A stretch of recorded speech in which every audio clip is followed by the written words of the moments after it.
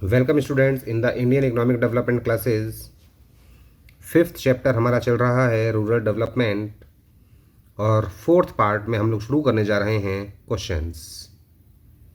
Question number 1, why should we attach much significance of rural development when we see around us fast growing cities and large industries and modern information technology hubs. हम लोग क्यों attach हो रहे हैं rural development के साथ, क्यों उसको इतना महत्व दे रहे हैं? बल्कि हमारे चारों तरफ तो इतने बढ़िया बढ़िया शहर हैं, फिलहाल इतनी बड़ी बड़ी इंडस्ट्रीज़ हैं, मॉडर्न इंफॉर्मेशन टेक्नोलॉजी हमारे पास अवेलेबल हो चुकी हैं, एक से एक बड़े बड़े हब्स हैं देश के अंदर। तो फिर ग्रामीण क्षेत्र के विकास की ज़रूरत क्यों है? क्योंकि point number A, it is because more than 2/3 of India's population depends on agriculture. Bharat की जनसंख्या का अभी भी 2/3 अप्रॉक्सीमेटली 67% एग्रीकल्चर में लगा हुआ है and 1/3 of rural India still lives in poverty. और गांव में रहने वाली जितनी भी पॉपुलेशन है उसका 1/3 अभी भी गरीबी रेखा के नीचे है। बहुत ज़्यादा गरीब लोग हैं और उनका विकास क्यों होना चाहिए, ये बात समझ में आएगी पॉइंट नंबर बी से। Primary sector is the source of inputs for the secondary sector.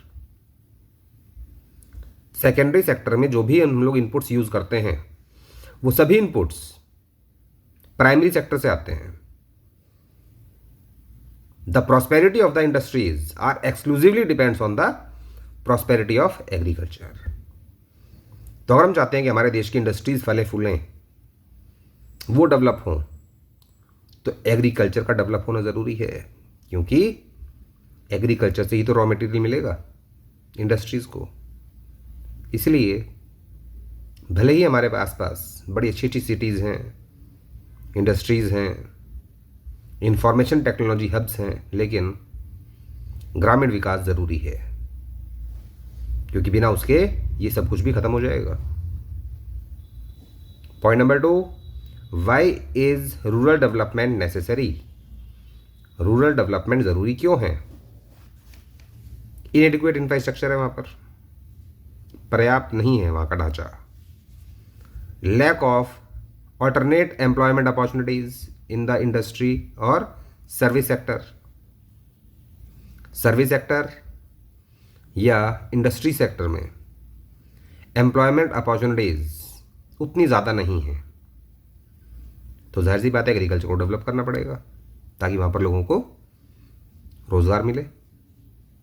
कम से कम वहाँ के लोग, एग्रीकल्चर से जो रिलेटेड हैं लोग, वो गांव छोड़कर शहरों की ओर ना भागें ज़्यादा, क्योंकि सर्विस सेक्टर में और इंडस्ट्रीज़ में ऑल्टरनेट एम्प्लॉयमेंट अपॉर्चुनिटीज़ की कमी है। Increasing casualisation of employment. ग्रामीण क्षेत्रों में लोगों का यह हाल है कि कभी उनके पास काम होता है, कभी काम नहीं होता। तो अगर ग्रामीण क्षेत्रों को डेवलप किया जाएगा तो इससे रूरल डेवलपमेंट होगा, जिसकी वजह से लोगों के पास काम होगा, लगातार काम होगा। इसलिए रूरल डेवलपमेंट ज़रूरी है।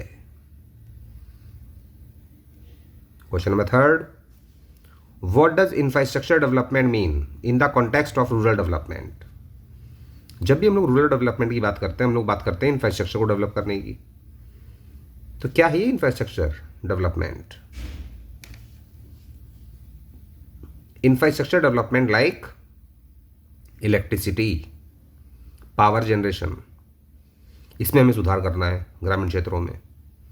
इरिगेशन, सिंचाई सुविधाएं अच्छी बनानी है किसान के लिए। क्रेडिट लोन अवेलेबल कराना है, वो भी कम से कम रेट पर। मार्केटिंग की सुविधाएं देनी है किसान को ताकि वो अपनी फसलों को सही समय पर और अच्छे दामों पर बेच सके। Transport facilities including construction of village roads and feeder roads to nearby highways. हमें किसानों को ट्रांसपोर्ट फैसिलिटीज अवेलेबल करानी है ताकि वो अपनी फसलों को सही समय पर शहरों तक या जहाँ चाहे वहाँ पहुँचा सके, और इसके लिए सड़कें अच्छी होनी चाहिए, खासकर वो सड़कें जो ग्रामीण क्षेत्रों को जोड़ती हैं आसपास के हाईवेज के साथ। Facilities for agriculture research and extension, agriculture में रिसर्च होनी चाहिए जिससे बाकी इंडस्ट्रीज़ में रिसर्च होती है। मोबाइल कंपनीज रिसर्च कर रही हैं, नए नए फीचर्स लगातार मोबाइल में ऐड करती जा रही हैं, ऐसे ही एग्रीकल्चर के लिए भी तो रिसर्च होनी चाहिए ताकि वहाँ पर जो चीज़ पैदा की जाती हैं उन्हें और अच्छी क्वालिटी का बनाया जाए, सस्ता बनाया जाए। एंड इंफॉर्मेशन डिसेमिनेशन, और ग्रामीण क्षेत्रों में नेटवर्क सुविधाएं उतनी अच्छी नहीं हैं, कम्युनिकेशन फैसिलिटीज़ उतनी अच्छी नहीं जितनी की होनी चाहिए, जिसकी वजह से ग्रामीण क्षेत्रों तक इंफॉर्मेशन उस हिसाब से नहीं पहुंच पाता है जिस हिसाब से सिटीज़ के अंदर इंफॉर्मेशन एक जगह से दूसरी जगह तुरंत पहुंच जाती है। ग्रामीण क्षेत्रों में है लेकिन कमी है इस चीज़ की, क्योंकि वहाँ पर पर्याप्त मात्रा में इंफ्रास्ट्रक्चर डेवलप नहीं हुआ है और उसी की ज़रूरत है। Question number 4, after the initiation of reforms the growth rate of agriculture sector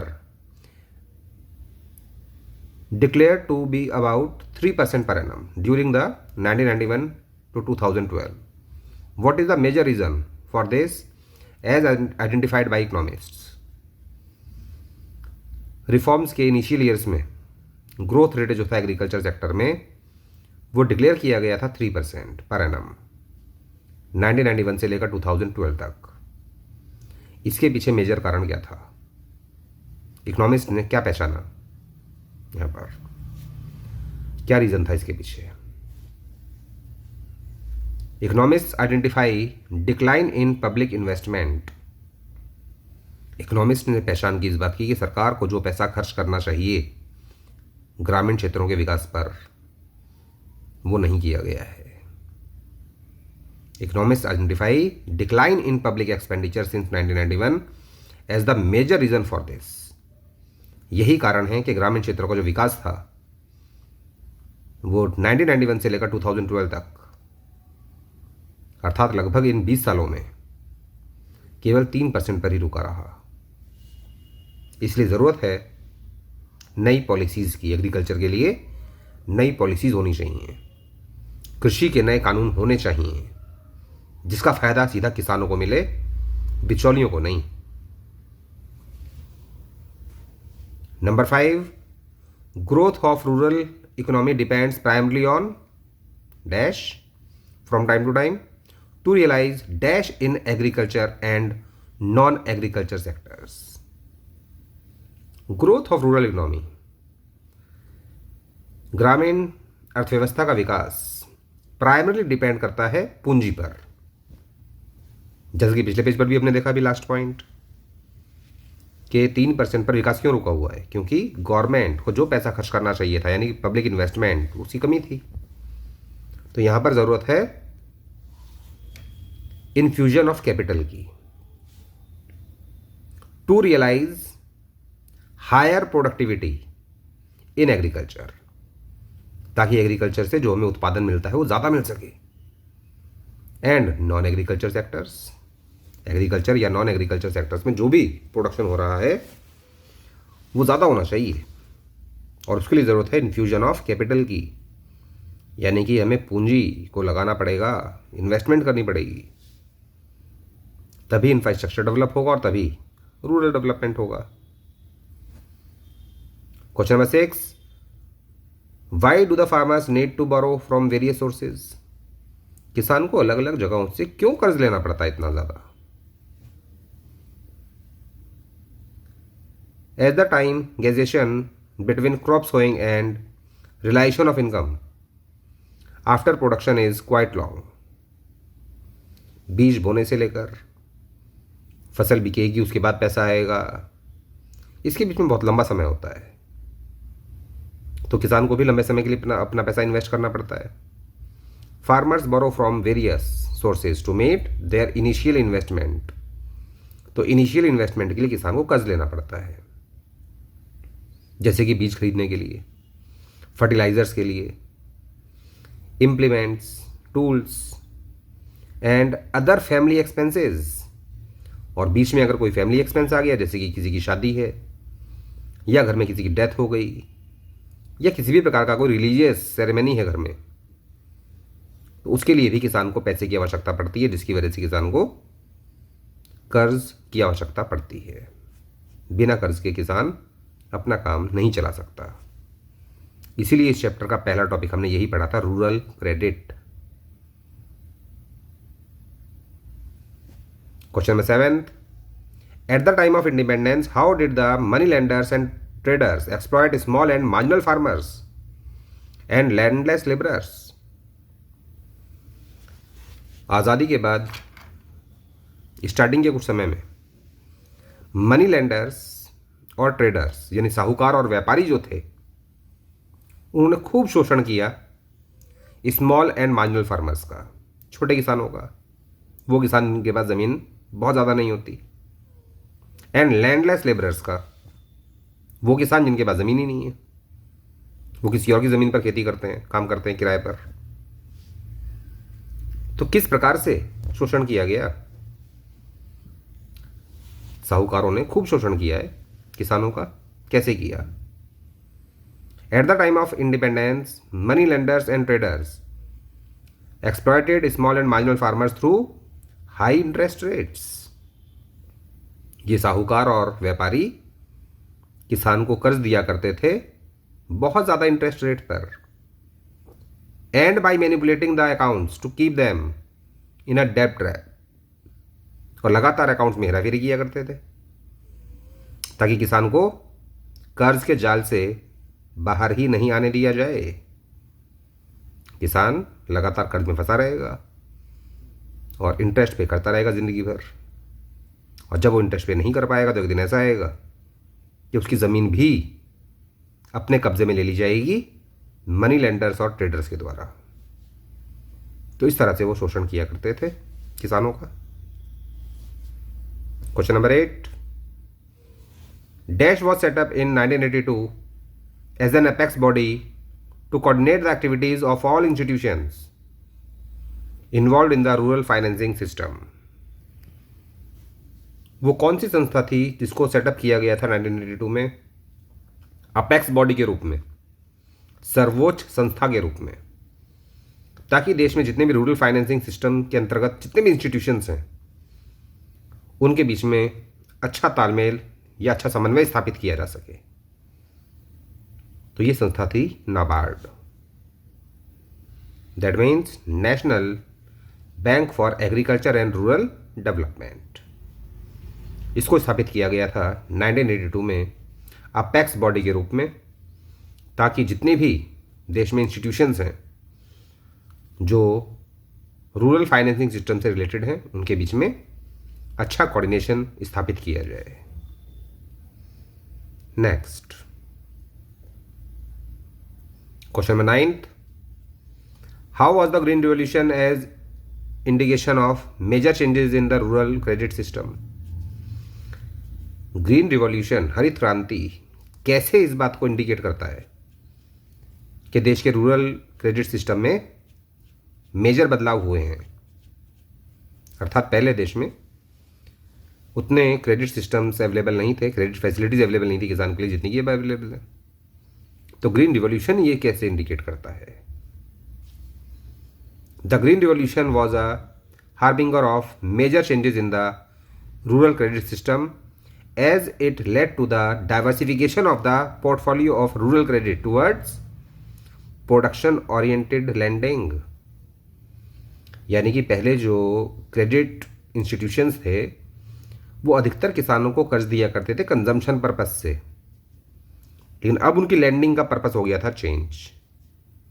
अब वो जितने भी क्रेडिट इंस्टीट्यूशंस हैं वो किसान को कर्ज देते हैं प्रोडक्शन करने के लिए। तो इस प्रकार से हमें बदलाव देखने को मिला रूरल क्रेडिट सिस्टम में, कि पहले ग्रामीण क्षेत्रों में किसानों को कर्ज दिया जाता था कंजम्पशन पर्पस से, लेकिन आजकल जो बैंक्स वगैरह हैं, कॉमर्शियल बैंक्स या माइक्रो क्रेडिट सिस्टम्स अवेलेबल हैं जिसके लिए अलग अलग प्रोग्राम्स देश में चलते हैं, या सेल्फ हेल्प ग्रुप्स हैं, ये सभी किसान को कर्ज दे रहे हैं प्रोडक्शन पर्पस से, जिसकी वजह से किसान इनकम जनरेट कर पाता है और अपना कर्ज भी आसानी से चुका पाता है। पहले वो कर्ज चुका ही नहीं पाता था, क्योंकि जो क्रेडिट वो लेता था वो तो कंज्यूम हो जाता था, उससे किसी प्रकार की इनकम जनरेट नहीं होती थी। लेकिन अब इनकम जनरेट होती है, क्योंकि किसान कर्ज ले रहा है प्रोडक्शन के लिए। दैट मीन्स उसका पोर्टफोलियो चेंज हो चुका है। Question number 10th, state the drawbacks of credit provision through micro credit programmes. Micro credit programmes की कमियां क्या हैं? माइक्रो का मतलब छोटा मोटा कर्ज दिया जाएगा, और इसकी सबसे बड़ी कमी यह है कि यहां पर जो किसान कर्ज लेता है अधिकतर वो कंजम्पशन पर्पज से ही लेता है। It is alleged that the borrowings are mainly confined to consumption purposes, जिसकी वजह से वहां पे कोई रिटर्न्स भी पैदा नहीं होते, इनकम पैदा नहीं होती, और वो पैसा जब चुकाने की बारी आती है तो किसान को दिक्कत होती है। तो माइक्रो क्रेडिट प्रोग्राम्स की सबसे बड़ी कमी है कि यहां पर जो किसान को कर्ज दिया जाता है वो कंजम्पशन पर्पज से दिया जाता है। Number 11th, state the role of self help groups in providing rural credit. Self help groups की क्या भूमिका है रूरल क्रेडिट में? सेल्फ हेल्प ग्रुप्स, जिसे SHGs कहा जाता है, promote thrift in small proportions by a minimum contribution from each member. ये संस्थाएं जोर देती हैं सेविंग हैबिट्स पर, that is known as thrift, ताकि किसान भले ही थोड़ा पैसा बचाए लेकिन लगातार बचाए। अगर किसान ने हर महीने भी 1,000 रुपये सेव करना शुरू कर दिया तो साल के 12,000 बैठते हैं। विद इंटरेस्ट हो सकता है वो 15,000 हो जाए, 10 साल में 1,50,000 हो जाएंगे। तो छोटी छोटी सेविंग्स भी धीरे धीरे बड़ा रूप ले लेती हैं। सेल्फ हेल्प ग्रुप्स का यही मकसद है कि किसान को सेविंग हैबिट्स डाली जाए, बचत करने की आदत अंदर डाली जाए फ्रॉम द पूल्ड मनी। और जब सभी किसानों का पैसा एक जगह इकट्ठा होगा, अगर 10 साल में किसान के 1,50,000 जमा हो रहे हैं, और मान लीजिए सेल्फ हेल्प ग्रुप के अंतर्गत 100 किसान अपना पैसा जमा करते हैं, तो यहां तो बहुत बड़ा अमाउंट दिखाई देगा। फिर 1,50,000 मल्टीप्लाई बाई 100, ये हो जाएगा approximately 1.5 crore. From the pooled money credit is given to the needy members to be repayable in small instalments at reasonable interest rates. और जब भी किसी किसान को कर्ज की आवश्यकता होगी तुरंत उसे कर्ज दे दिया जाएगा, वो भी बहुत ही आसान शर्तों पर। इंटरेस्ट रेट भी काफ़ी कम होगा, और वो पैसा धीरे धीरे किसान इंस्टॉलमेंट्स में चुकाता रहेगा। तो इस प्रकार से सेल्फ हेल्प ग्रुप्स के अंतर्गत किसान बचत करते हुए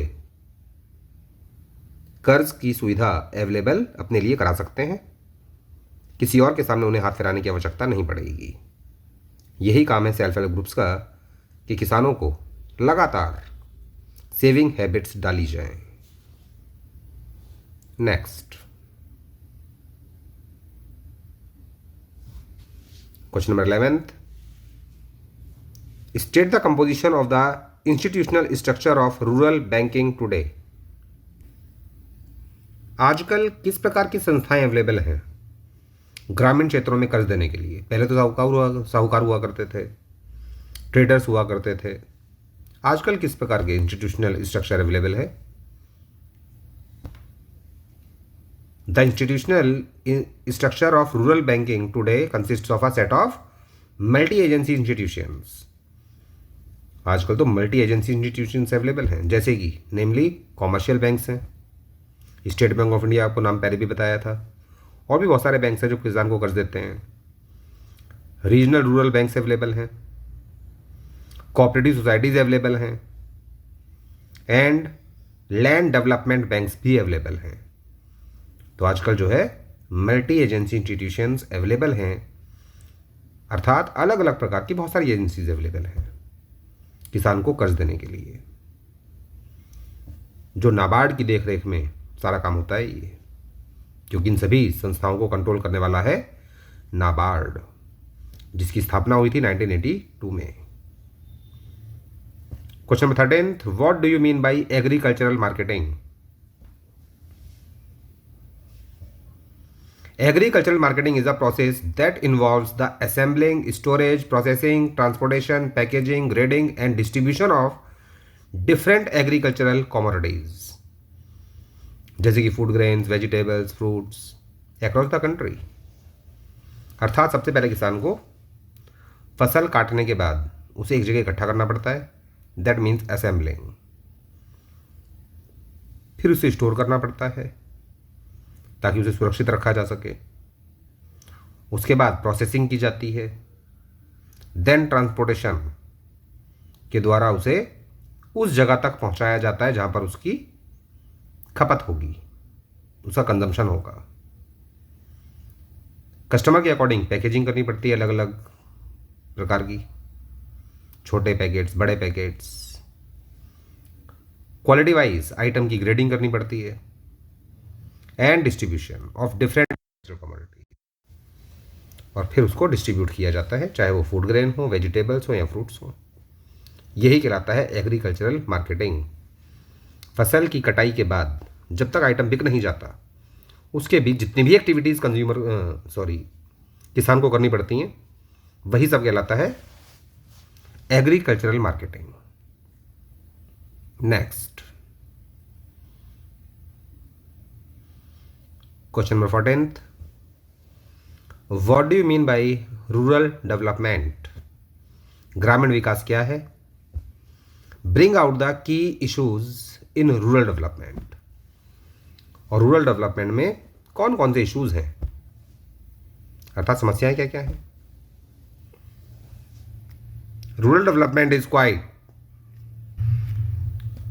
a comprehensive term, but it essentially means a plan of action for development of rural areas। वैसे तो रूरल डेवलपमेंट एक बहुत बड़ा टर्म है, लेकिन यहाँ पर मेन बात है कि हम लोगों को एक्शन प्लान बनाना है ग्रामीण विकास के लिए, which are lagging behind in socio economic development, और खासकर ऐसे ग्रामीण इलाके जो सामाजिक और आर्थिक रूप से थोड़ा पिछड़ गए हैं, उनमें विकास थोड़ा कम हो रहा है। तो ऐसे क्षेत्रों के लिए, ऐसे रीजन्स के लिए जो एक्शन प्लान हम लोग तैयार करते हैं, वही कहलाता है rural development. The key issues in rural development, number 1, development of human resource including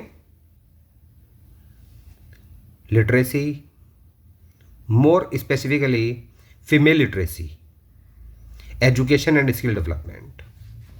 यानी हमें ह्यूमन रिसोर्स को डेवलप करना है ग्रामीण क्षेत्रों में, और ह्यूमन रिसोर्स को डेवलप करने का मतलब उनकी एजुकेशन को डेवलप करना, वहाँ के लोगों को पढ़ना लिखना सिखाना, खासकर वहाँ की औरतों को उनके अंदर स्किल्स डेवलप करना, कि खेती के अलावा भी उनके अंदर स्किल्स होने चाहिए ताकि वो अदर एक्टिविटीज़ में भी एम्प्लॉयमेंट पा सकें। Number B, health. देखो, ह्यूमन रिसोर्स में दो चीज़ हमने पढ़ी है पिछले चैप्टर में भी, एक एजुकेशन और दूसरा हेल्थ। जहाँ ह्यूमन रिसोर्स डेवलपमेंट की बात आएगी, वहाँ पर लिटरेसी यानी कि एजुकेशन और हेल्थ की बात तो ज़रूर होगी। Health addressing both sanitation and public health, यानी कि साफ सफाई का ध्यान रखना है, नालियाँ होनी चाहिए हर क्षेत्र में, और इसके अलावा पब्लिक की हेल्थ का भी ध्यान रखना है। पॉइंट नंबर 2, लैंड रिफॉर्म्स, जिसके बारे में भी आगे बताया जाएगा। वैसे हम लोग पहले पढ़ चुके हैं लैंड रिफॉर्म्स के बारे में डिटेल में। लैंड रिफॉर्म्स के अंतर्गत किया गया था consolidation of land holdings, land ceiling, और इसी के साथ साथ जमींदारी प्रथा को भी खत्म किया गया था। Then point number 3, development of the productive resources of each locality. हर लोकेलिटी में हमें क्या करना है, प्रोडक्टिव रिसोर्सेज को डेवलप करना है, जिसके लिए पहले हमें प्रोडक्टिव रिसोर्सेज को पहचानना होगा, उसके बाद उनका विकास करना होगा। पॉइंट नंबर 4, इंफ्रास्ट्रक्चर डेवलपमेंट, जैसे कि electricity, irrigation, credit, marketing, transport facilities, including construction of village roads and feeder roads to nearby highways. Power generation गांव में अच्छी होनी चाहिए, पावर सप्लाई अच्छी होनी चाहिए, सिंचाई सुविधाएं अच्छी होनी चाहिए, लोन की सुविधाएं ग्रामीण क्षेत्रों में अच्छी होनी चाहिए, मार्केटिंग की सुविधाएं अच्छी होनी चाहिए ताकि किसान को अच्छे दाम मिल सकें उसकी फसल के, ट्रांसपोर्ट फैसिलिटीज़ अच्छी होनी चाहिए ताकि किसान अपनी फसलों को जल्दी से जल्दी सही समय पर शहरों तक या जहाँ तक वो चाहता है वहाँ तक पहुँचा सके। इसके लिए रोड्स को भी अच्छा बनाना होगा, खासकर वो रोड्स जो ग्रामीण क्षेत्रों को हाईवे से जोड़ती हैं। इसके अलावा रिसर्च एंड एक्सटेंशन पर भी पैसा खर्च करना चाहिए सरकार को। इंफॉर्मेशन डिसेमिनेशन पर भी ध्यान देना चाहिए ताकि ग्रामीण क्षेत्रों तक इंफॉर्मेशन सही समय पर पहुंच सके। Point number 5, special measures for elevation of poverty and bringing about significant improvement in the living conditions of the weaker section of the population, emphasizing access to productive employment opportunities. इसके अलावा ज़्यादा ध्यान देने की आवश्यकता है गरीबी पर, कि गरीबी को कैसे ख़त्म किया जाए। साथ ही साथ जो ग्रामीण क्षेत्रों में रहने वाले लोग हैं उनकी लिविंग कंडीशंस को कैसे इंप्रूव किया जाए, खासकर वो लोग जो पिछड़ी हुई जाति के हैं या पिछड़े हुए सेक्शंस के हैं, वीकर सेक्शंस के हैं, ताकि वहाँ पर ज़्यादा अच्छे तरीके से प्रोडक्टिव एम्प्लॉयमेंट अपॉर्चुनिटीज़ को अवेलेबल कराया जा सके किसानों को। इसी से हो सकता है ग्रामीण विकास। That's all for this session. और भी अभी बहुत सारे क्वेश्चंस हमें करने हैं जो नेक्स्ट सेशंस में आपको कराए जाएंगे। Thank you.